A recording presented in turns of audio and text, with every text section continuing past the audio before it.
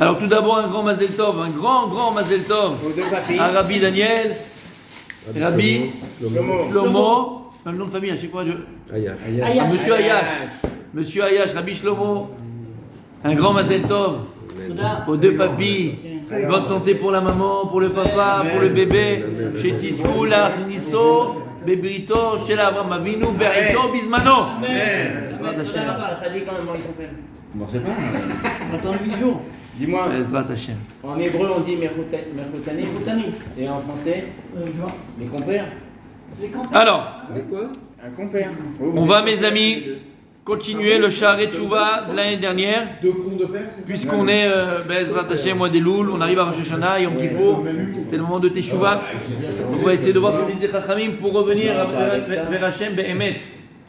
On est au Sha'ar Sheni, deuxième porte, à gauche. Et il dit comme ça, ne rigole pas toi. Leorot adrachim shitorer adam ba'em lashuv Hashem. Nous allons voir maintenant les chemins que l'homme doit emprunter pour se réveiller, s'éveiller à revenir vers Hashem. Comment on va s'éveiller à revenir vers Hashem? Au mois des Loul. L'année elle était là, on a fait ce qu'on a fait, on a été ce qu'on a été. Compliqué, on s'est des fois laissé aller, on s'est même des fois laissé emporter, et on s'est endormi. C'est pour ça que quand on commence les sikhot, il faut être debout. Pourquoi il faut être debout? Pourquoi il faut être debout? Pour rester éveillé. Ben Adam Alecha Nirdam. Koum Kera. Koum, lève-toi. Et toi tu restes assis. Et toi tu restes assis.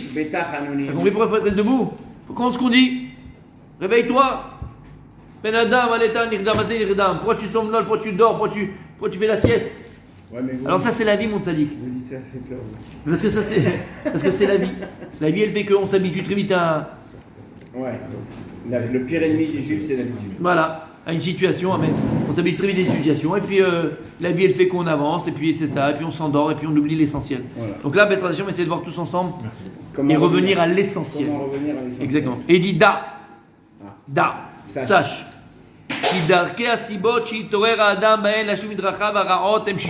Sache qu'il y a 6 façons de s'éveiller pour revenir des mauvaises habitudes qu'on a prises pendant l'année, mon tzaddik. Ah, pendant l'année seulement? Ouais. Et là, il te dit, le Rav, on va essayer de voir ensemble, Be'ezrat Hashem, et te faire savoir comment est-ce que ces 6 niveaux-là, ces 6 façons-là, elles se partagent.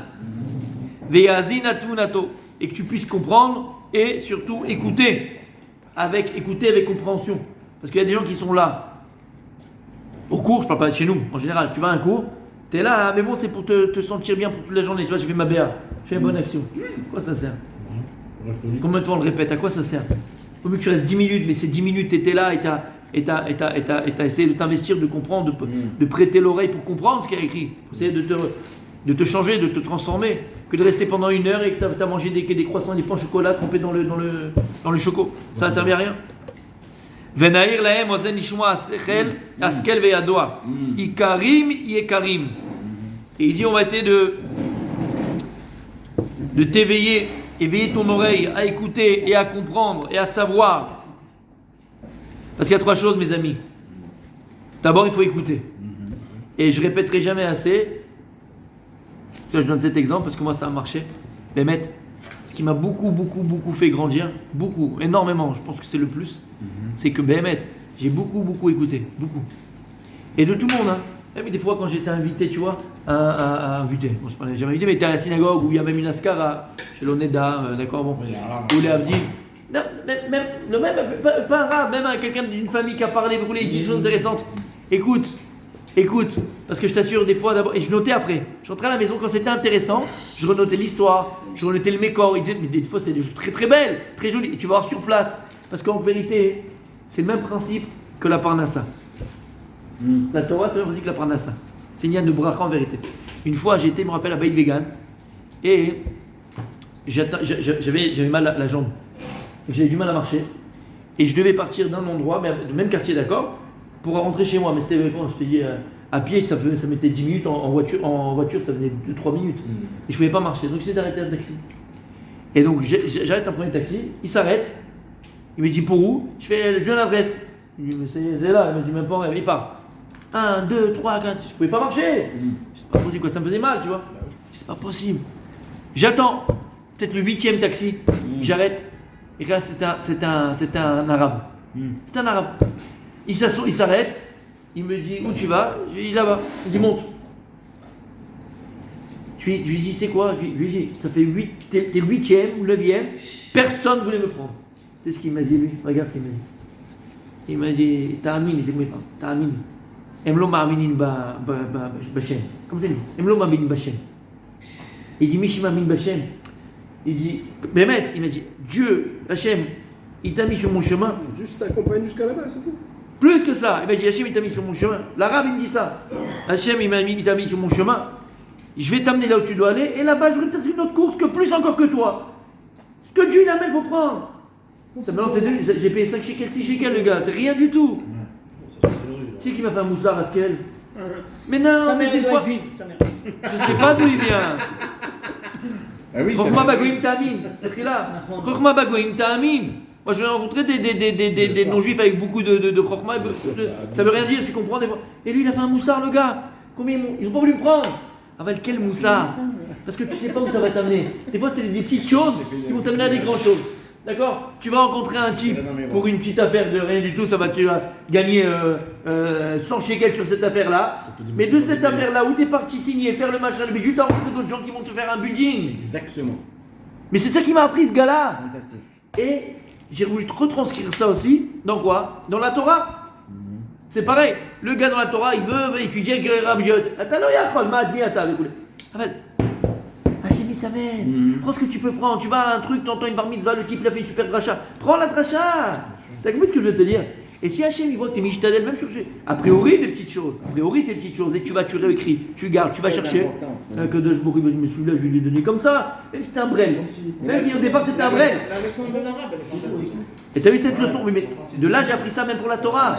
Tu comprends ce que je veux te dire? Tu dis bon, ça c'est des. C'est parler de la petit jeune. Qu'est-ce qu'il va dire d'intéressant? Il va dire. Écoute! Mais je suis sérieux!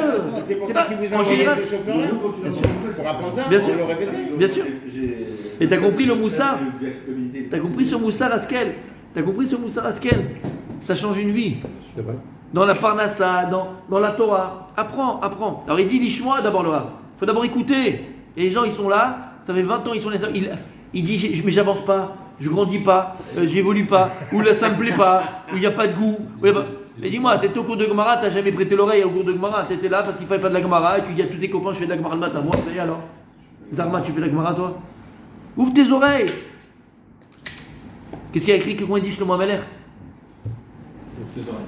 Non. Tu dis. J'ai pas entendu celle-là. Kol amonamo atzmo mishmoa Torah, gam tfilato toeva. Tout celui qui se merci mon tzaddik. Tout celui qui empêche ses oreilles d'écouter la Torah, gam tfilato toeva. Même cette fille-là, c'est une toeva. Il y a une maca extraordinaire, mais ça je le dirai, j'ai oublié. Chaque fois je dis, il faut que je le dise, j'oublie. Une maca extraordinaire. Nous quand on était en France, tu sais que c'est un truc. Ça si c'est important, ça c'est important. Mais vous étiez pas en France, vous étiez à Sarcelles. C'est vrai, quand on était à la petite Jérusalem. C'est vrai que c'est pas pareil. Il y a un milag particulier. C'est vrai. Non mais ça c'est un même mal. C'est un mal français ou c'est un mal international, je sais pas. Mais Et toi, t'étais où, toi? mais ce que je veux dire, et malheureusement on les réplique ici et c'est pas bien. Quand on était donc plus jeune découlé. Quand le rabbin il parlait, il y avait un truc, qu'est-ce qu'on faisait nous les jeunes, les enfants? Je veux oublier. On allait sortir les jeunes. On sortait. Alors le malheur, c'est quoi le malheur? C'est que personne ne nous a jamais rien dit. C'est ça le plus grand malheur. Quand le Rav il parlait, il faisait la dracha vendredi soir, au Lodama, il y avait machin, on sortait, c'est le moment où les jeunes on sortait, on allait discuter dehors. Et tu dis mon plus grand malheur c'est quoi? C'est que Béhémet, je ne me rappelle pas une fois qu'il y ait un père, le Rav, n'importe qui a dit les enfants restez, c'est 5 minutes de Torah, restez. Personne ne nous a dit de rester. Ils sont jeunes, c'est pas. Mais c'est quoi cette débilité? Mais c'est quoi cette débilité? Et là, je vois que. Je dis, il faut que je le dise. Faut pas faire ça. D'abord, on n'est plus en France. Ça y est, t'as évolué, mon gars. Tu fais copier-coller des bêtises qu'on faisait ou des erreurs qu'on faisait en France. Ça existe encore. La dernière fois, j'avais vu dans une communauté. Ils allaient jouer au foot dans le Voilà ce que je veux te dire. Les jeunes. Bon, vous faisait ça quand on était jeunes, mais tu vois ce que je veux dire. Tu répliques. C'est dommage. Attends, si maintenant, si maintenant le Rav fait une dracha d'une demi-heure et t'as envie de te laisser même toi t'as les chamal va sortir. Je peux comprendre. Si c'est une histoire, c'est 5 minutes, c'est 6 minutes. Ouais, le gosse, il va écouter que ça pendant la semaine pratiquement, intéressant. Tu lui dis va sortir, va jouer au football, va jouer au truc. Tu commences à te dire, on te dit que tout celui qui s'empêche d'écouter, même des fois je vois des grands qui font ça.